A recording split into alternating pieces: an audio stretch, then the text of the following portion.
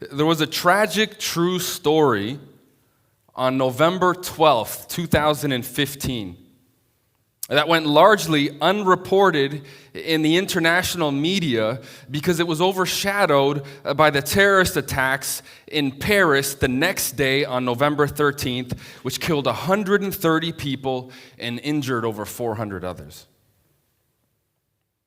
And it probably went largely unreported and unnoticed in the international media because it happened somewhere less important than in the West, right, in the Middle East, in Beirut, Lebanon, where things like this are commonplace. It's a tragic, true story, which yet has an incredibly hope-inspiring and life-giving message in the form of the heroism of its protagonist. You see, there was 2 suicide bombing attacks attempted that day in Beirut, which killed 45 and wounded over 200 others. A man named Adel Termos was walking in the open-air market with his daughter, hand in hand, and when suddenly he hears the first suicide bomber detonate his explosives. Amid the instant chaos, Termos somehow managed to spot the second bomber preparing to detonate his vest, and he made the quick decision to run and tackle him to the ground immediately. The bomb went off, killing them both instantly, but saving countless lives, including his daughters.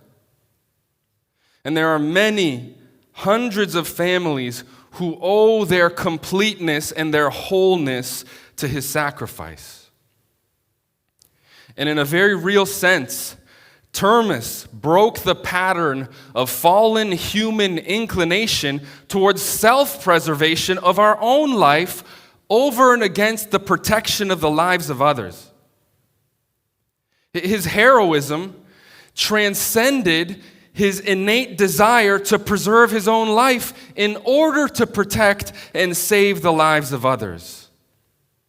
To make that kind of decision in a split second's notice, to decide that you'd rather sacrifice your own life to save hundreds of lives than to go back to your own family, to decide that the collective lives of those around you are more precious than your own instinctively is something that I think few can ever understand, and even fewer would ever have the courage to act upon.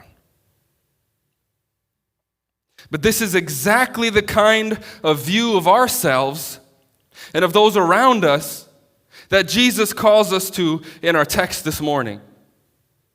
This is precisely the kind of self-sacrificing service that he calls everyone who would come after and follow him.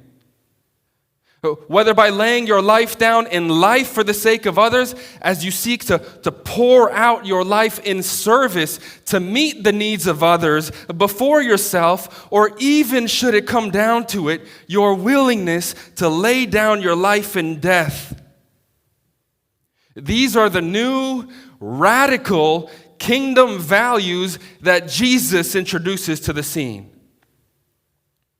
And they are a complete reversal of everything the culture of this world teaches about self-importance, self-worth, self-focus, which goes hand in hand with our fallen, natural, instinctive inclination towards putting ourselves above everyone else and anything else to begin with because of our sin.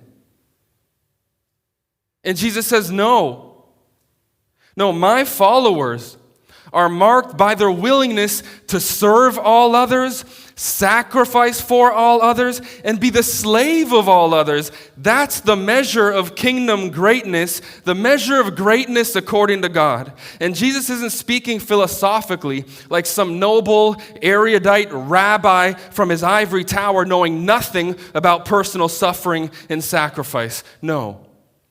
He is the ultimate example of selflessness and what sacrificial service looks like, as he now explicitly states the redemptive purpose for which he came down from heaven to earth, but the ultimate self-sacrificing means through which he will accomplish it. He says, "For even the Son of Man came not to be served, but to serve and to give his life a ransom for many." Listen carefully. Though we are called to a life of sacrificial service as followers of Jesus, and perhaps even a sacrificial death for his sake or the sake of others, his death alone has the power to redeem, and that is precisely why he came, to die in order to redeem many. And we are to follow in his self-sacrificing footsteps by laying down our lives in life for others. That's the measure of greatness in God's eyes. The greatest follower of Jesus is the lowest servant. As low, Jesus says, even as a slave. Greatness is lowliness. Down is up. Last is first. In the race to kingdom greatness, at least. And that's what we'll see this morning as we pick up the story in verse 32. But to give some of you a brief context of where we're at, those who are familiar or even unfamiliar with Mark's gospel, in this section now, beginning in chapter 8, it's kind of Act 2, part 2. Act 1 is over in Galilee, his ministry as the miracle-working prophet and the great and powerful teacher of the law and order. No, now Jesus is moving away from his public ministry, and he's focusing more on a private ministry as he re-educates his disciples to teach them the kingdom truths which he came to inaugurate. And they go through 3 cycles here. In Mark 8, Mark 9 and Mark 10, where he predicts his passion, right? We call them the passion predictions. He tells his disciples that he must go to Jerusalem to suffer and die, and after 3 days be raised. And the first time he does it in chapter 8 is when Peter has the great confession. He finally gets that Jesus is the Messiah, the Son of God, but almost immediately afterwards, he tries to stop Jesus dead in his tracks. And Jesus needs to correct him and show him again what true kingdom greatness looks like. It looks like sacrifice. It looks like humility. It looks like taking up your own cross, forsaking yourself, and following him in faith. And he does it again in chapter 9, as we saw last week. What true kingdom greatness looks like. It looks like being the servant of all, of everyone and anyone. That on the heels of his disciples arguing about who's the greatest among them. And so he's constantly correcting, and he goes through these 3 cycles of correction and re-educating them about what true kingdom greatness looks like. And now it happens again in chapter 10 for the third and final time, beginning in verse 32. And they were on the road, going up to Jerusalem, and Jesus was walking ahead of them. So they're on the road going up to Jerusalem. You say, how can he be going up to Jerusalem when he's coming from Galilee north and Jerusalem is in Judea south? That was an expression. You go up to Jerusalem, first and foremost, geographically, because it stood at an elevation of 3,500 feet above sea level. So you're always going up. It's a trek. Even though you're going down south on the map in 3D, you're going up. It was an arduous 22-mile stretch from Jericho, that last stretch, to Jerusalem. But you're also going up always as a faithful and devout Jew and pilgrim, especially during festivals, because Jerusalem was the holy city, the city of David, the city of God. And so one would always go up to the city of God. They're going up. Jesus is walking ahead of them. He's ahead of them. He's resolved. This is his final journey to Jerusalem. If you follow Mark's gospel, on the heels of the triumphal entry in the Passion Week, he knows where he's going. to the place of his destination to accomplish the mission for which he came, the redemption of sinners, to ransom many, and no one or nothing will stop him as he locks in and is laser focused, resolved to go meet his destiny head on. And look at his disciples, and they were amazed, and those who followed him were afraid. Well, why are they amazed and afraid? They're amazed and afraid, I think, because he's just told them twice already, and he's about to do it a third time, about what awaits him in Jerusalem: death. Suffering, humiliation, and death. And so the little they understood about that, I think they knew enough that Jesus was convinced that that's what awaits him, and they cannot believe that he is still so resolved to meet this fateful, painful, agonizing, humiliating death and destiny head on. They can't believe it. He's leading the pack, and they're trailing behind him.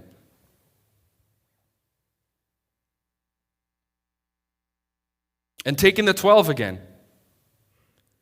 he began to tell them what was to happen. So they're walking along. I think he sets the 12 uniquely aside. Keep in mind, there was probably hundreds, maybe thousands of pilgrims surrounding them, all making this trek at this point, because a lot of them were coming. It's the time of the festival of the Passover.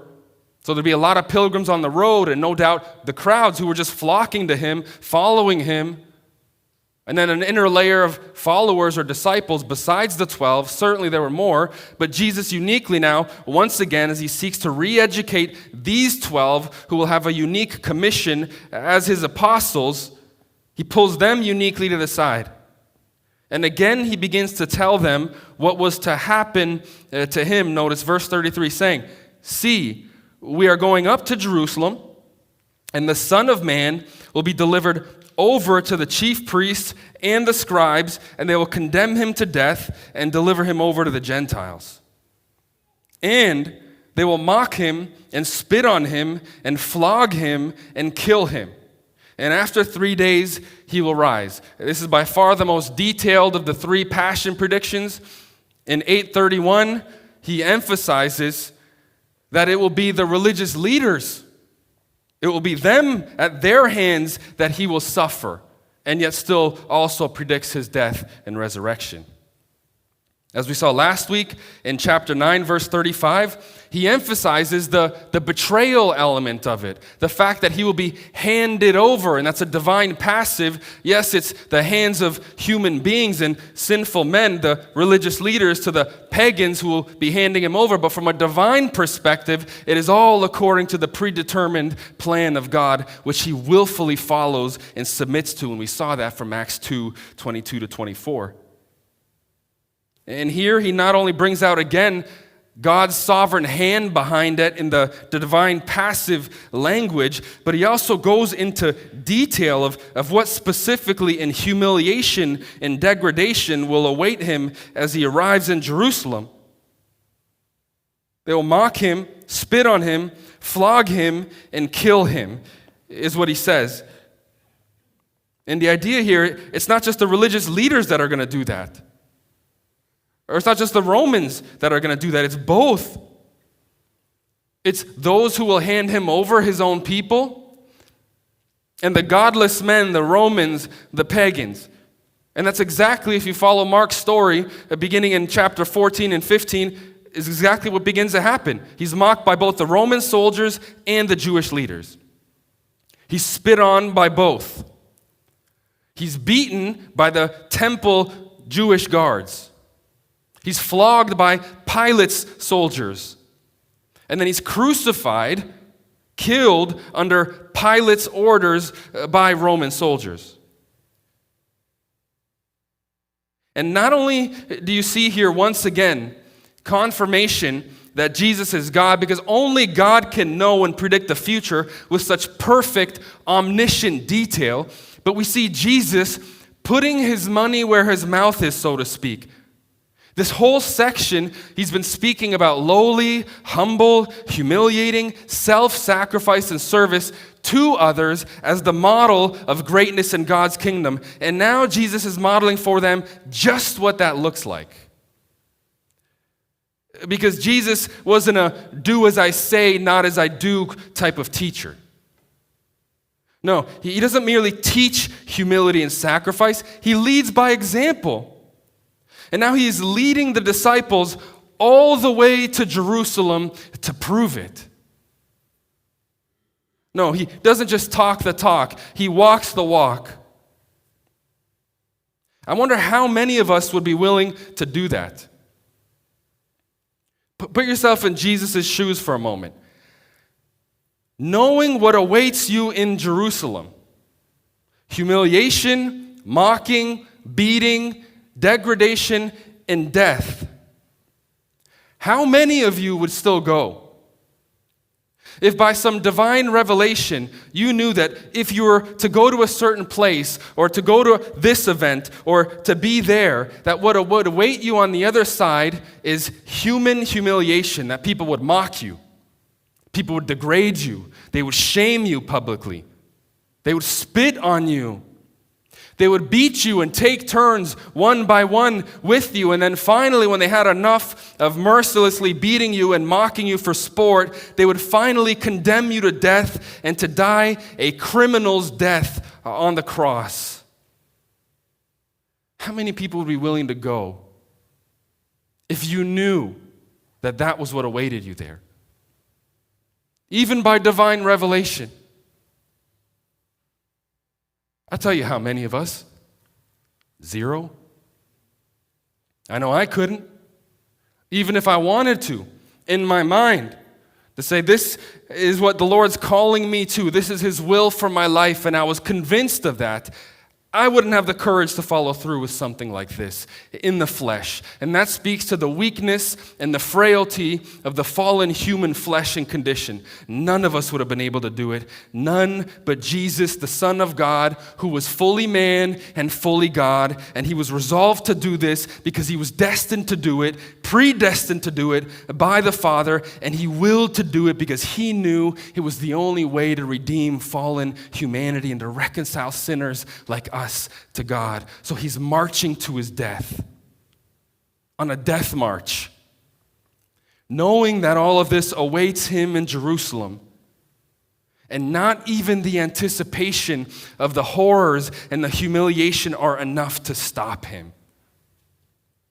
No, He pursues His destiny head on, and He's walking ahead of them.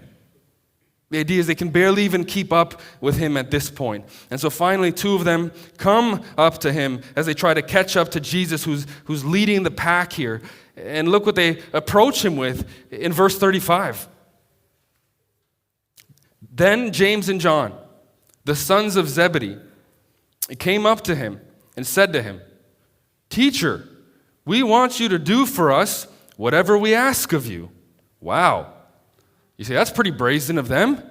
James and John coming up to Jesus with a question like that, coming up to Jesus and asking Him to write a blank check, to do something for them, to promise to do something for them, before they even tell Him what it is. Wow. Brazen. From the sons of thunder, Jesus named them that in Mark chapter 3:12 when He calls the disciples, the Boanerges, right? James and John, the sons of Zebedee, sons of thunder. Is this coming from their thunderous personality? Remember, there's a scene also in the Synoptics where they tell Jesus to call down fire from heaven and consume those who would go against Him. They're thunderous, fiery. This is unbelievable. The audacity of them to do that, right? This is our response immediately. But we're not unlike them. How many of us are tempted to go to God and ask Him to do for us what we want? Isn't that our default position at times? Our tendency is to go to God and say, give, give, give, give, give. Me, me, me, me, me. I. Right? This is us. And we need to see ourselves in James and John this morning. That is our default position. God, would you do? Can you please? I need. Rather than, Lord, your will for my life.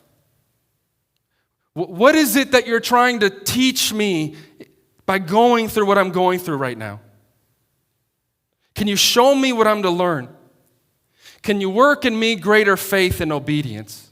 Can you give to me the peace that you've promised that passes understanding and that will guard my mind from anxiety and sinful thoughts and my heart from getting angry and bitter at you or others for what I'm going through now? Give me that peace that passes understanding that you alone can give.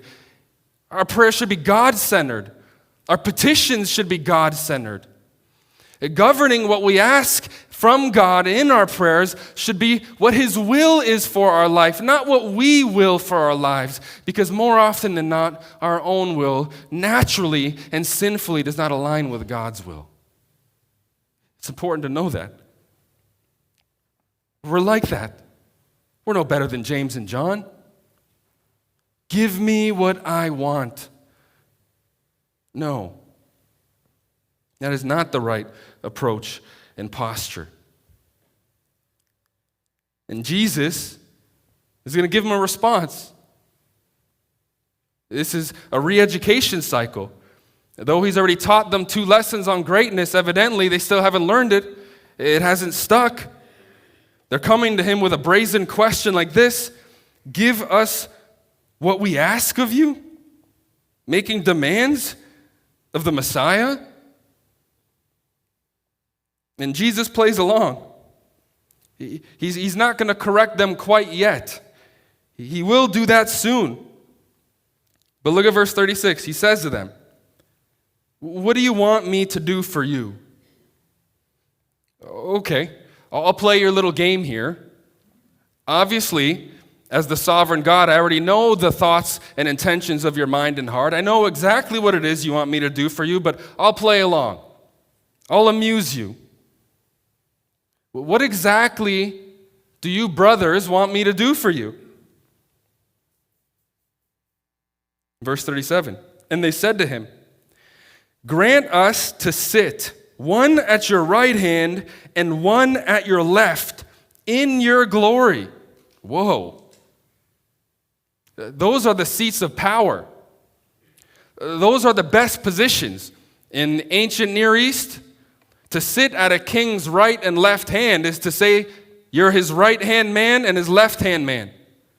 His top 2 trusted advisors, his vice-regents, who have almost as much authority over his kingdom and property and subjects as the king himself.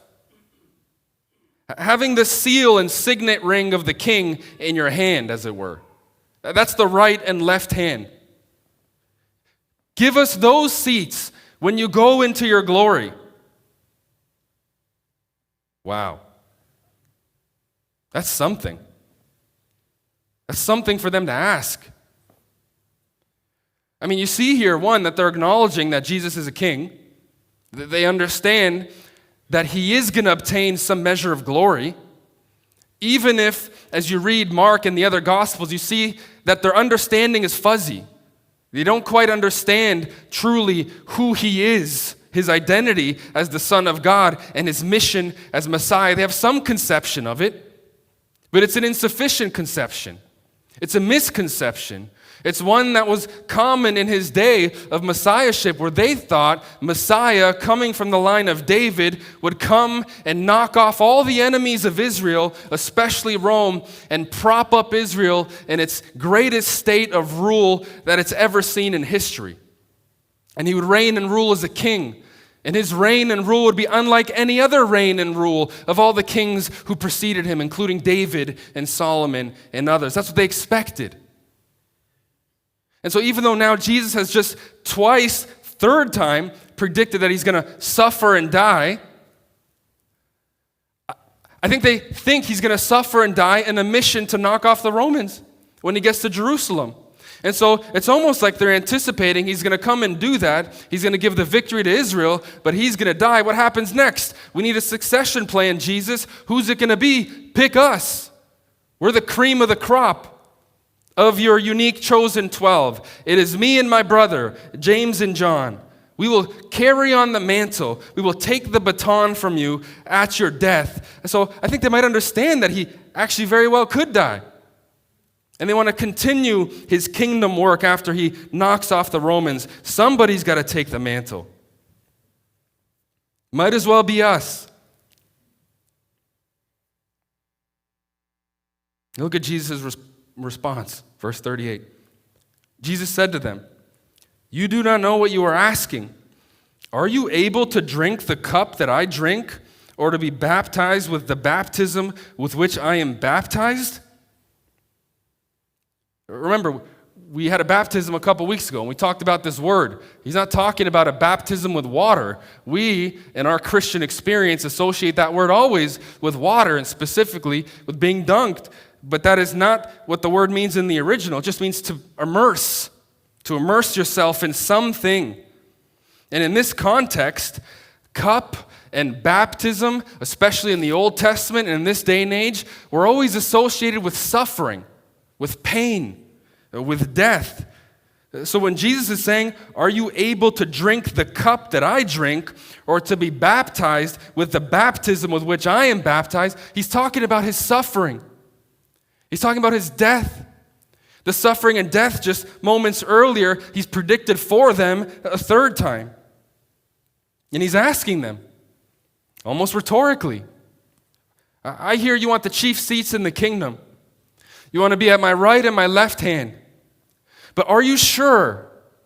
Are you prepared to drink the cup of suffering? To follow in my footsteps into this death, which I've now told you for the third time? Are you really prepared to do that with me? And they said to him, "We are able." Yes. Yes, we're able. Yes, we will. We'll follow you. And suddenly now, their cowardice evidently turns to bravery. Now they're ready to follow Jesus into death. Maybe they're picking up on something here. Some of his lessons that he's been trying to teach them in this re-education cycle and phase of his ministry as he focuses uniquely on the 12, maybe. Or is this blind courage? They really don't understand what they're asking. And when push comes to shove, nor will they be able to follow through. And in hindsight, we know this. They don't at that point in his ministry. But if you fast forward a few chapters to the garden, we see what happens when Judas comes with the temple guards and the chief priests to arrest him. They all flee. They run away in fear and cowardice. And here, like Peter says earlier, I'll follow you into death. Yes, we are able. When Jesus knows they're unable. And that's exactly what he goes on to respond with. And Jesus said to them, "The cup that I drink, you will drink, and with the baptism with which I am baptized, you will be baptized. But to sit at my right hand or at my left is not mine to grant, but it is for those for whom it has been prepared." Wow. He's saying, okay, I hear you.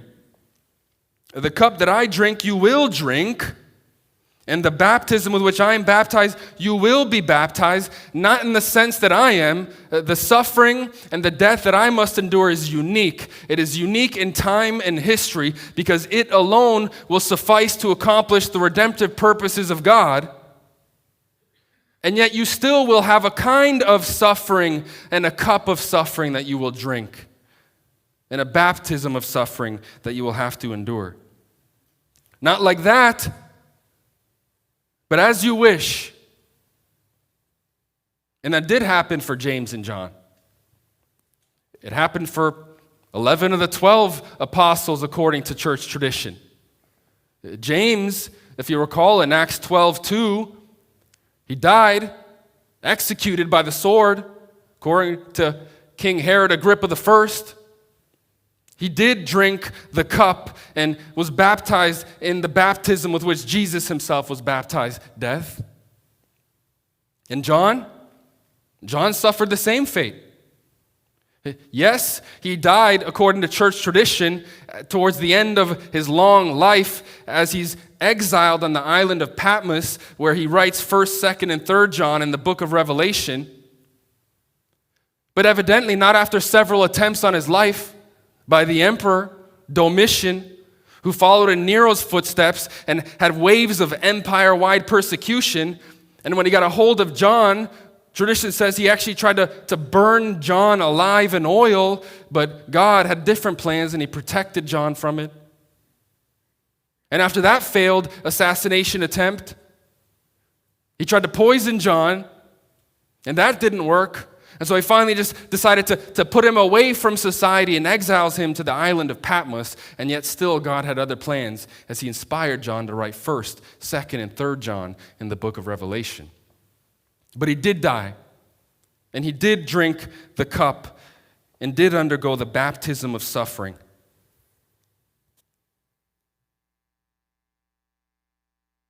And he says, it's not my call who sits at my right and left hand, by the way. Notice that. But it is for those for whom it has been prepared. In other words, it is for those for whom the Father has prepared it. It's another divine passive. This is Jesus in the Trinity submitting to the will of the Father. Willingly submitting to the will of the Father, and the Father decides and grants who will be in the chief seats in the kingdom. It's not even mine to grant. It is the Father. And then verse 41.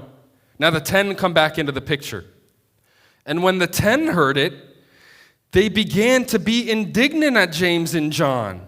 Whoa, so now the 10 are learning something also. They're standing up for Jesus here. It says they're indignant. They're angry. They're fiery at James and John for even asking such a brazen, proud, presumptuous question of Jesus. Is that what he's saying here? No, and context shows that's not the usage at all. Yes, it's the same word that Jesus was indignant with the disciples for a few verses earlier at the beginning of chapter 10 when they tried to keep the kids away from him, and he says, no, let the kids come to me, and he teaches them another greatness about humility and kingdom service and greatness, saying you need to be willing to serve these. And Jesus was indignant at them about that then, but context here shows that this is not why they're indignant. They're not indignant on Jesus' behalf.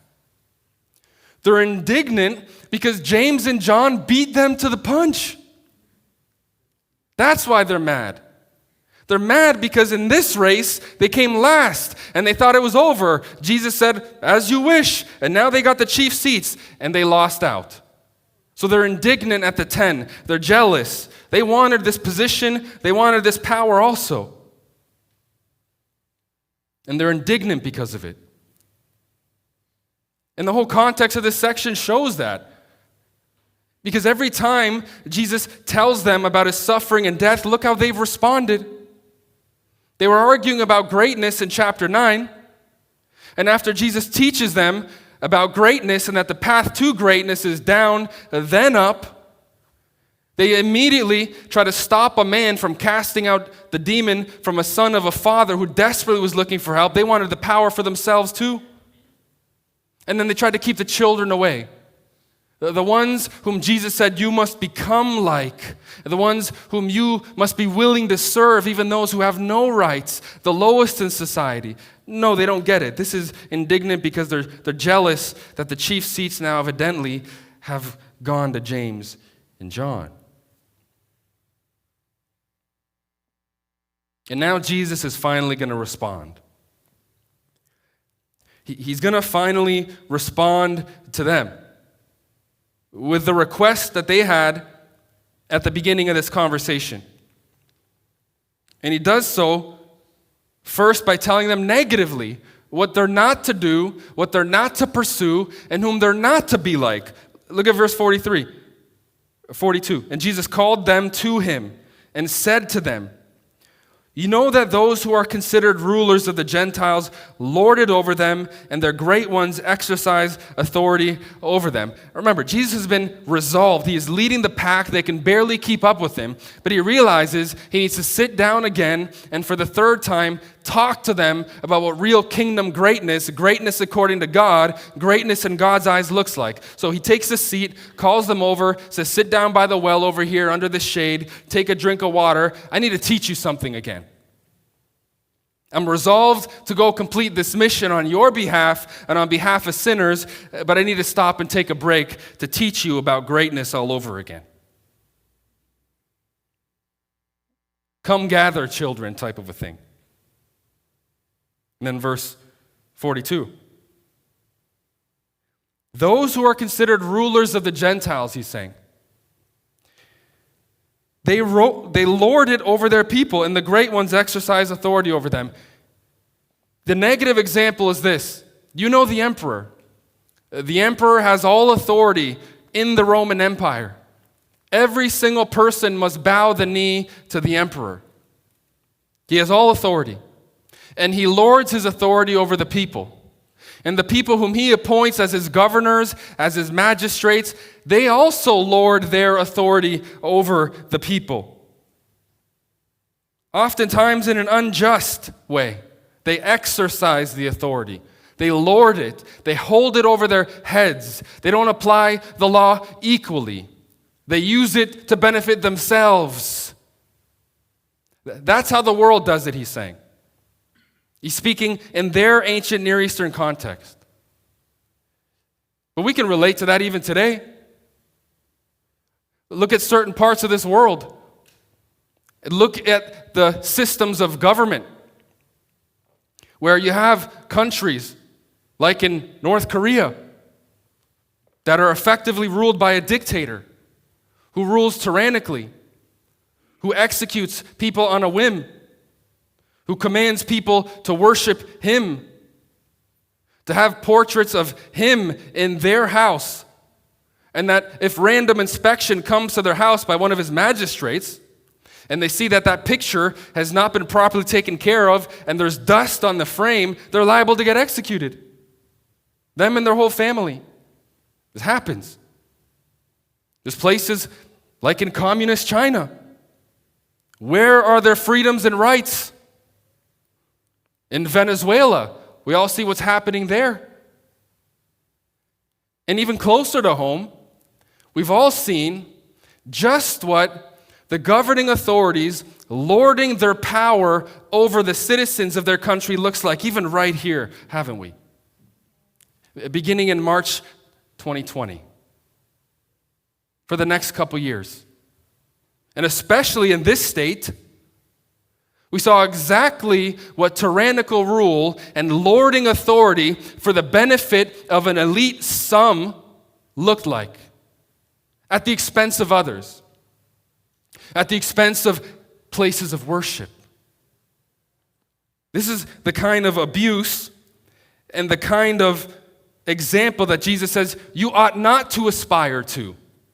You don't emulate the systems of the world, the governmental structures, many of which are systems of abuse. Because they lord it over the people and they do not exercise their authority equitably, morally, and in a way that pleases God. On the other hand, he says, you don't do that. Okay, it shall not be so among you. It shall not be so. And here I could see him kind of paraphrasing, finally giving them the response to the question, saying, do for us whatever we ask of you.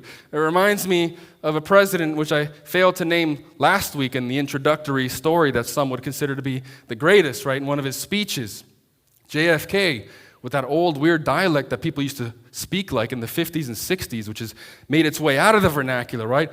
Ask not what your country can do for you, but what you can do for your country.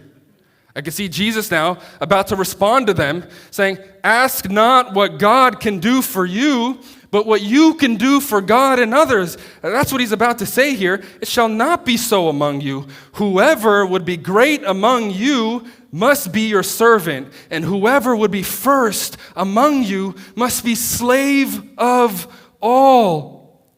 And so now he's just piggybacking off of what he had already said a chapter earlier for those of you who were with us last week. He said, you want to be great? Then you must be the servant and the last of all. You must be willing to serve anyone and everyone. But here he takes it a step further. Notice the second word here. It is a different word.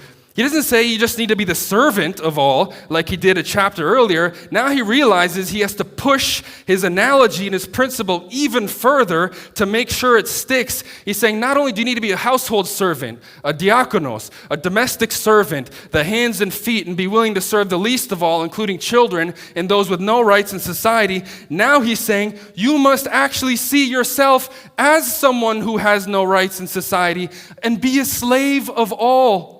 A doulos, a slave. It's a hot button word in today's society and culture, isn't it? That's a trigger word. Some people get offended. It's a difficult subject to talk about, and we understand why it is, because of the history of this country and its connection to slavery in modern day, which we know today is abhorrent. And we talk about it and we sympathize with those who've been victims of this and who've been enslaved and on the backs of whom this country was built, and we honor their work and their legacy. Absolutely. We respect their plight. But you need to understand that in this context, in the ancient Near East, that was the system. You had property owners and you had property. And back in that day and age, human beings were considered property. Not only were children the property of parents, or a woman, a wife, the property of her husband.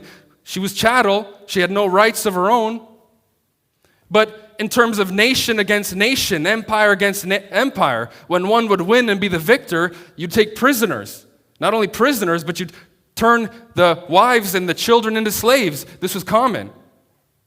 Slavery is a normal part of the vernacular then. This would not have been that kind of a shock as it is to us today, because that was normal. But still a shock in the sense that they were free people. They were vassals, yes, as Jews under the Romans, but to now view their horizontal relationship to one another as slave to master, this was shocking. This was hard to believe. This was confusing for them. They'd never heard something like this. This means completely renouncing your rights and your freedoms. That's what it means to be a slave. He's saying it's not about you anymore. When you come to Jesus, and when you decide to follow him and to preach his gospel and work for his kingdom, you must let go of yourself completely. It's about serving him and pleasing him as your master and you his slave at any cost. And what pleases him and counts as service to him in this life is when you serve others, especially and primarily other believers, your brothers and sisters, for whom he died, who've been purchased with his blood. That's what it means when he says earlier to deny yourself, take up your cross, and follow me in chapter 8, verse 34. It means you stop living your life for yourself as though you're the center of your universe and life is all about you and getting what you want and fulfilling your desires, your goals, your ambitions, your satisfaction. And you start living your life Christocentrically, with Jesus at the center. The person and work of Jesus and his ministry is now the heartbeat that drives and pumps life into every part of your fiber and being. That's discipleship according to Jesus. Did you ever think about discipleship that way? Everyone wants to be a disciple of Jesus, a follower of Jesus. Some of us love to use that language. One that's become very common in evangelicalism, or evangelifish style evangelicalism too, when they want to get away from some of the offense of the gospel. Right? I'm a follower of Jesus. They don't use the word Christian anymore. Christian's a trigger word. I'm a follower of Jesus. That's a nice term. It's true. He calls people to follow him. That's a biblical term. I'm not mad at that. Call yourself a disciple. That's good. Call yourself a follower. That's good. Call yourself a Christian. That's good. Who here has ever referred to themselves as a slave to Christ? Who here introduces themselves when you meet someone on the street, at work, wherever you find yourself, like, hey, I'm a slave of Christ? And I understand why. Because the negative connotation that this word has, especially in our modern society. But you get where I'm going with this. This is what Jesus says. And not only this is what those who followed him used to primarily identify themselves with. This was Paul's favorite introduction of himself. I don't know if you knew that. Out of the 13 letters that he writes for believers and churches in the New Testament, about a third of them, this is how he introduces himself. He doesn't appeal immediately to his authority as an apostle, a hand-picked apostle, in a sense even, you might say, the chief of apostles, considering how mightily used by God he was, even more so than Peter, whom he calls Jesus' apostle to the Jews, and myself, the apostle to the Gentiles, as he goes on 4 missionary journeys and plants church after church and gets convert after convert for Christ, and has incredible revelation from Jesus Christ himself, so much so that he ends up correcting Peter for his hypocrisy. He doesn't even appeal to his apostolic authority. How does he introduce himself in 4 of his 13 letters?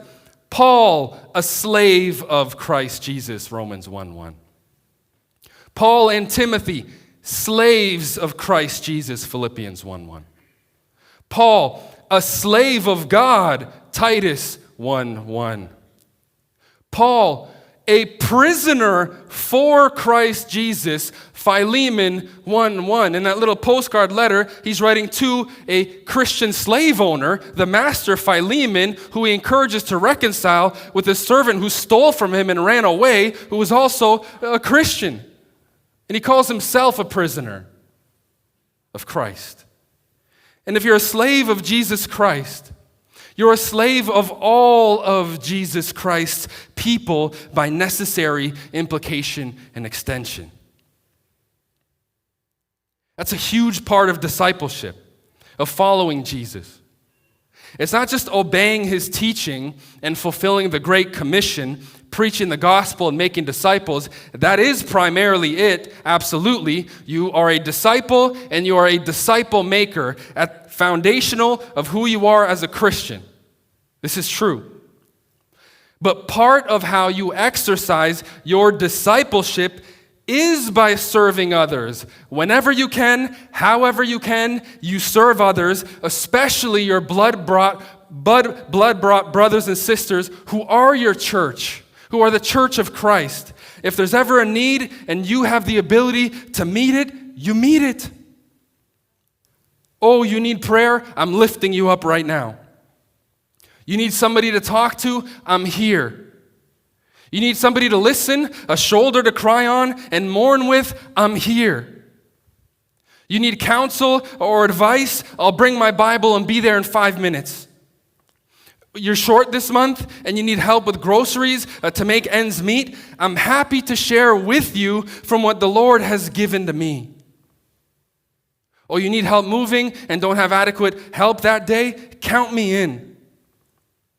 Well, the church needs help cleaning, spring cleaning, throwing out junk, setting up and tearing down for service, cleaning toilets, landscaping, parking lot duty, security, whatever the needs are. If we have the time and ability and the health to meet them, then we are called to serve is the whole point. And if you see yourself as a slave to Christ, you will see yourself as a slave to others, and you will be willing to meet that need.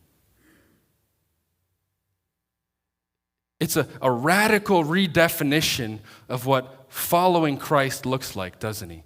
From Christ's own words, we're slaves. We're slaves. And I'd encourage you all with me as a challenge this week. When you meet someone, whether it's somebody you know or somebody you don't know, and you are ready to share the gospel, the good news with them about Christ, why don't you bring that part up?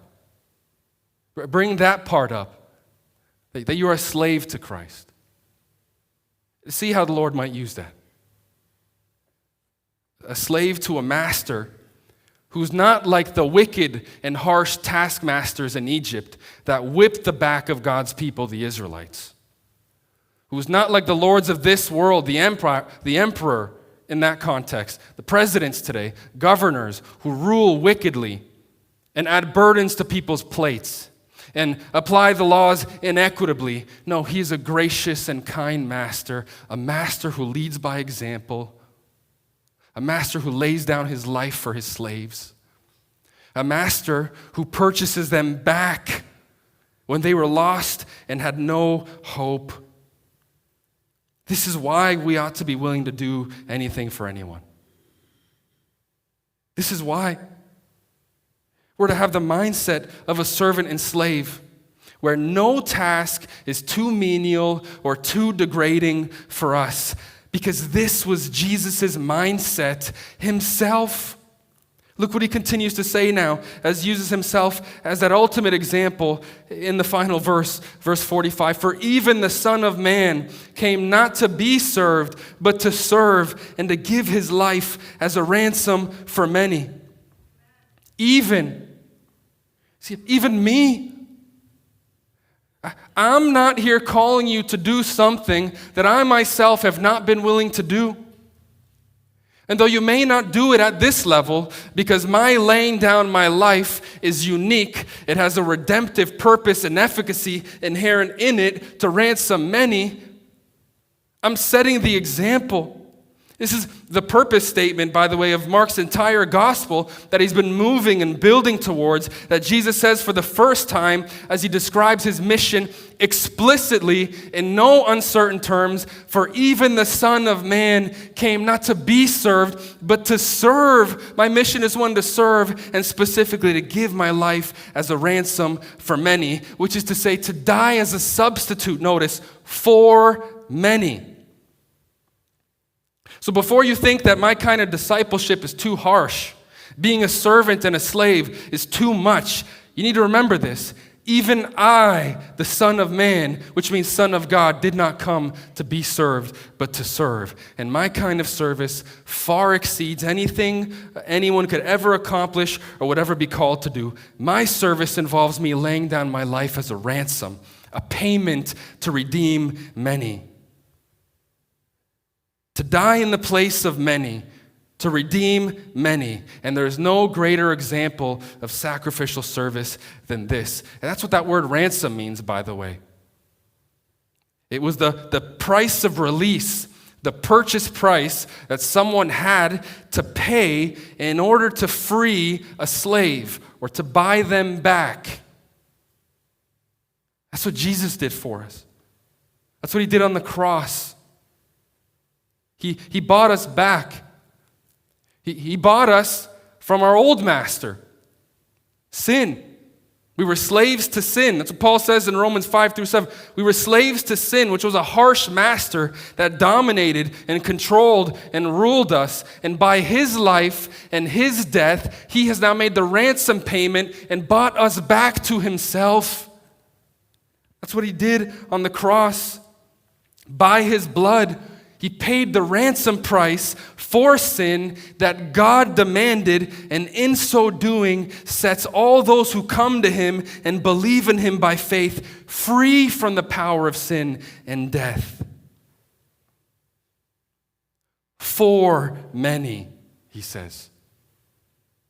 Don't miss that language. It's substitution language. In the place of, instead of, on behalf of. Somebody had to pay the price is the idea. This is the doctrine of substitutionary atonement that Paul in particular develops in his letters, which means that Jesus died in the place of sinners on the cross. That's the substitution part.